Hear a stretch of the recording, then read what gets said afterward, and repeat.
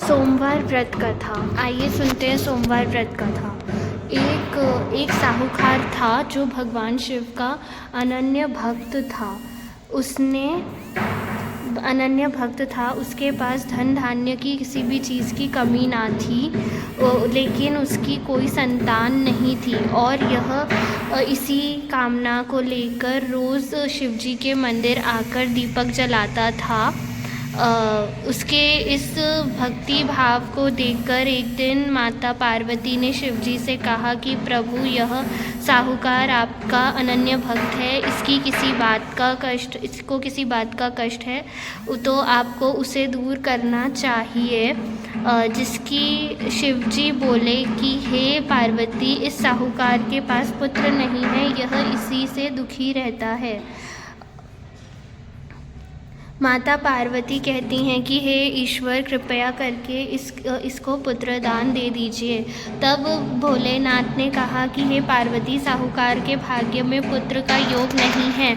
ऐसे में अगर इसे पुत्र प्राप्ति का वरदान दिया भी तो भी वह पुत्र केवल 12 वर्ष की आयु तक जीवित रहेगा। यह सुनने के बाद भी माता पार्वती ने कहा कि हे प्रभु, आपको इस साहूकार को पुत्र का वर देना ही होगा, अन्यथा भक्त क्यों आपकी सेवा पूजा करेंगे। माता के बार बार कहने से भोलेनाथ ने साहूकार को पुत्र का वरदान दिया, लेकिन यह भी कहा कि वह केवल 12 वर्ष तक ही जीवित रहेगा। साहूकार यह सारी बातें सुन रहा था, इसलिए उसे ना तो खुशी हुई और ना ही दुख। वह पहले की तरह भोलेनाथ की पूजा अर्चना करता रहा। उधर से ठानी गर्भवती हुई और 9वें महीने उसे सुंदर से बालक की प्राप्ति हुई। परिवार ने खूब हर्षोल्लास मनाया गया, लेकिन साहूकार पहले की ही तरह रहा और उससे बालक की 12 वर्ष की आयु का जिक्र किसी से भी नहीं किया। जब बालक 11 वर्ष की आयु हो गई तो एक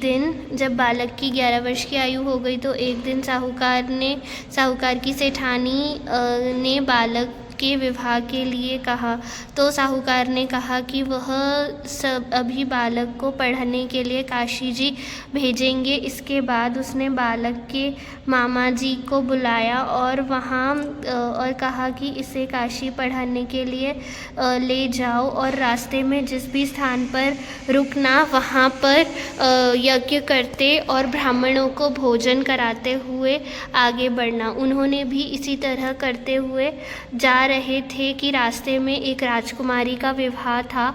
जिससे उसका विवाह होना था, वह एक आंख से काना था। तो उसके पिता ने जब साहूकार के बेटे को देखा तो उनके मन में आया कि क्यों ना इसी से घोड़ी पर बिठाकर शादी के सारे कार्य संपन्न करा दिए जाएं।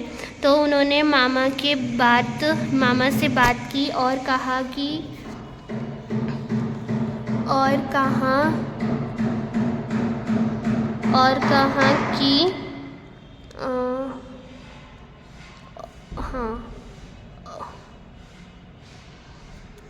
कहा कि इसके बदले में वह अथाह धन देंगे। तो यह भी राजी हो गए, मामा भी राजी हो गए। इसके बाद साहूकार का बेटा विवाह की बेदी पर बैठा और जब विवाह कार्य संपन्न हो गए तो उसने पढ़ने जाने से पहले उसने राजकुमारी की चुनरी पर लिख दिया कि तेरा विवाह मेरे साथ हुआ है, लेकिन जिस राजकुमार के साथ भेजा जाएगा वह तो एक आंख से काना है। इसके बाद वह अपने मामा के साथ काशी के लिए चला गया। उधर जब राजकुमारी ने अपनी चुनरी पर यह लिखा हुआ पाया तो उसने राजकुमार के साथ जाने से मना कर दिया। तो राजा ने भी अपनी पुत्री के बारात के साथ विदा नहीं किया। बारात वापस लौट गई। उधर मामा और भांजे काशी जी पहुंच गए थे। एक दिन जब मामा ने यज्ञ रख रखा था तो भांजा बहुत देर तक बाहर नहीं आया। तो मामा ने अंदर जाकर देखा तो भांजे के प्राण निकल चुके थे। वह बहुत परेशान हुए, लेकिन सोचा कि अभी रोना पिटना मचाया तो ब्राह्मण चले जाएंगे और यज्ञ का कार्य अधूरा रह जाएगा। जब यज्ञ संपन्न हुआ तो मामा का रोना पिटना शुरू हो गया। उसी समय शिव पार्वती उधर से जा रहे थे तो माता पार्वती ने शिवजी से पूछा, हे प्रभु, ये कौन रो रहा है? तभी उन्हें पता चलता है कि यह तो भोलेनाथ के आशीर्वाद से जन्मा साहूकार का पुत्र है। तब माता पार्वती कहती हैं कि हे स्वामी, इसे जीवित कर दें, अन्यथा रोते रोते इसके माता पिता के प्राण निकल जाएंगे। तब भोलेनाथ ने कहा कि हे पार्वती, इसकी आयु इतनी ही थी तो वह भोग चुका है, लेकिन माँ के बार बार आग्रह करने पर भोलेनाथ ने उसे जीवित कर दिया। लड़का ओम नमः शिवाय करते हुए जी उठा और मामा भांजे दोनों ने ईश्वर को धन्यवाद दिया और अपनी नगरी की ओर लौटे। रास्ते में वही नगर पड़ा और राजकुमारी ने उन्हें पहचान लिया। तब राजा ने राजकुमारी को साहूकार के बेटे के साथ बहुत सारे धन धान्य के साथ विदा किया। उधर साहूकार और उसकी पत्नी छत पर बैठे थे। उन्होंने प्रण कर रखा था कि यदि उनका पुत्र सकुशल ना लौटा तो वह छत से कूदकर अपनी जान दे देंगे, प्राण त्याग देंगे। तभी लड़के के मामा ने आकर साहूकार के बेटे और बहू के आने का समाचार सुनाया, लेकिन वे नहीं माने। तो मामा ने शपथ पूर्वक कहा। तब तो दोनों को विश्वास हो गया और दोनों ने अपने बेटे बहू का स्वागत किया।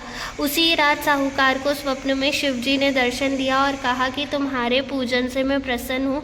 इसी प्रकार जो भी व्यक्ति सोमवार व्रत कथा को पढ़ेगा या सुनेगा, उसके समस्त दुख दूर हो जाएंगे और मनोवांछित सभी कामनाओं की पूर्ति होगी। ओम नमः शिवाय।